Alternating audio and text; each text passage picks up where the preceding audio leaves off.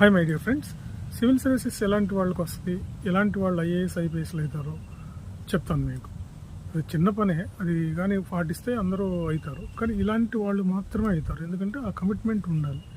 First ఏంటంటే రోజుకి ఒక 8 గంటలు, ఒక 3 years వరకు కంటిన్యూస్గా చదవగలిగే కెపాసిటీ ఉన్నటువంటి వాళ్ళు ఎవరికైనా సివిల్స్ వస్తుంది.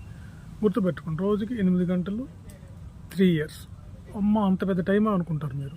చూస్తుండగల్లా అయిపోతుంది, 3 ఏళ్ళు అయిపోతాయి. అందుకే బుద్ధుడు ఏమంటాడు, క్షణికమైనది జీవితం అంటాడు. కనురెప్పపాటు కాలం అంటాడు జీవితం. కన్ను మూసి కన్ను తెరిసే లోపు జీవితం అయిపోతుంది అంటాడు. మరి అలాంటిది 3 సంవత్సరాలు అయిపోవా? సో 3 years ఖచ్చితంగా ఎవరైతే రోజుకి ఒక 8 గంటలు కష్టపడి చదువుతారో, బట్టి పట్టడం, కూర్చొని బట్టి పట్టినట్టుగా, చిన్నప్పుడు బైహార్డ్ అంటారు కదా, ఆ విధంగా కనుక చేస్తే ఖచ్చితంగా సివిల్స్ వస్తుంది. ఎట్లానో మేము చెప్తాం, ఎలా చేయాలి, ఏం చదవాలి, ఎట్లా చదవాలి, ఏం రాయాలి, ఎలా అసలు మీరు రాసేది కరెక్టా కాదా అనేది తెలిస్తే చాలు, ఖచ్చితంగా సివిల్ సర్వీసెస్ వస్తుంది. ఇదైతే పాటించి చూడండి, ట్రై చేసి చూడండి.